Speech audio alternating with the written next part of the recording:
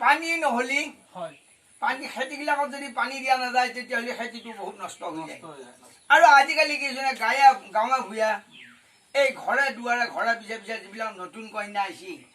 তেওঁলোকৰ কাণে কাণে ঘৰৰ পিছে পিছে দুই চাৰিটাই লোক লাগিলে তেওঁলোকৰ নতুন বিয়নী মেল পাতি পাতি এতিয়া খাহাৰে কিয় খুৱাব লাগে সৰেৰে কিয় খুৱাব লাগে তই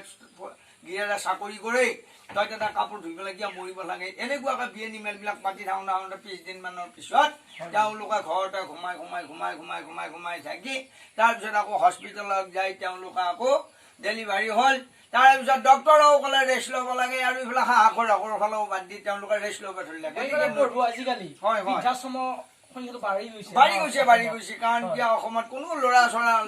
ছোৱালীবিলাকে পাহৰি গৈছে এইটোৰ কাৰণে এই ৰাম ঘৰ দিছি লেট্ৰিন দিছি আৰু দিছি চাউল